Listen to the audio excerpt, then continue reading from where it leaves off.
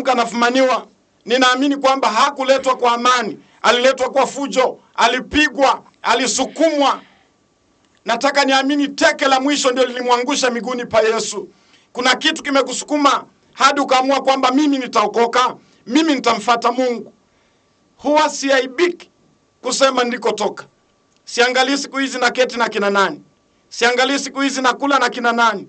Siangalii jina, siangalii vyeo. Lakini nakumbuka 1996 to 1998 nikiwa Chokora Luanda, ugumu niliopitia. Siku ya mwisho kuwa Chokora, nilikuwa nimegonjeka, nimelala chini ya basi. Asubuhi mapema linaondoka na nimelala chini. Watu wakaanza kupigia dereva kelele, usitoe, kuna mtu ako chini utamkanyaga. Nilipovutwa, nilikuwa nimejitapikia, niko mgonjwa. Nilipovutwa kutoka chini ya basi, wale watu ambao nabebea mizigo, wale watu ambao wananituma kwa bebea vitu vyao, ndio walisema mngekanyaga, kwani ni huyu, wametuchosha, hatutaki machokora hawa. Hapo ndipo akili zangu zilifunguka. Na hapo ndio nilikutana na mchungaji Ongonga marehemu, Mungu ailaze roho yake mahali pema.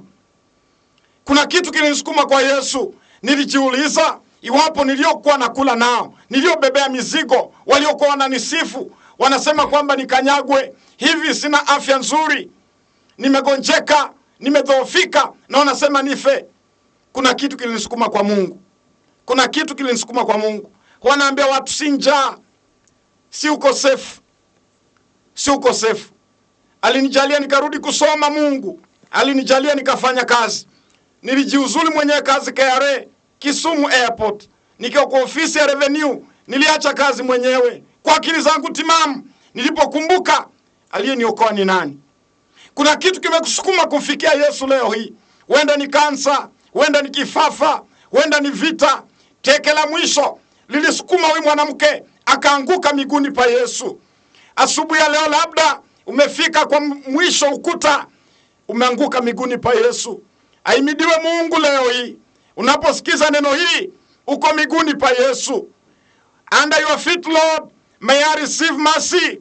Nipokee neema miguuni pako Yesu. Asubuhi ya leo natangaza neema kwa yote anayesikiza ujumbe huu. Mwanamke alipoanguka miguuni pa Yesu. Saa zingine natukuza shida, dhiki zinazofanya nimjue Mungu. Natukuza Mungu, utafika mahali utasema asante kwa sababu ya hii hali ilinifanya nikamtambua yeye anaishi. Asante kwa nafasi hii ilinifanya nikafika kumtambua Mungu. Yesu ni mwaminifu. Mwanamke akakuwa ametupwa mbele ya miguu za Yesu. Na swali moja najiuliza, kuna vitu vingi mwanamke anaweza jifanyia, kuna vitu vingi mwanamke anaweza fanya peke yake, lakini kuzini lazima awe na mwanaume. Ninajiuliza, wapi huyu mwanaume? Jawabu nalipata, ila sitaki umwambie mtu hata yeyote. Ninaona jawabu ni kwamba alikuwa mmoja wapo Mafarisayo.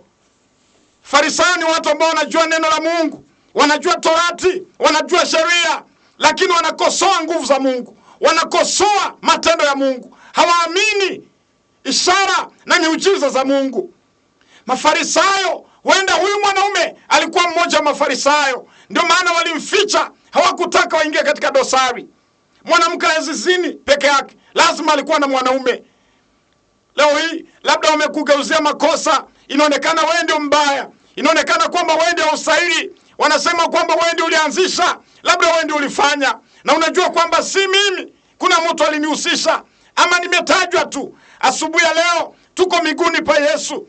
Mwanamke akiwa ameinama, Yesu akasema neno moja, asiye na dhambi awe wa kwanza kumpiga jiwe. Na walipokuwa na msukuma, mwanamke aliangalia, akaangalia, anaangalia sura ya mzee huyu, anasema hata wewe unanisukuma, tumewahi kuwa na wewe.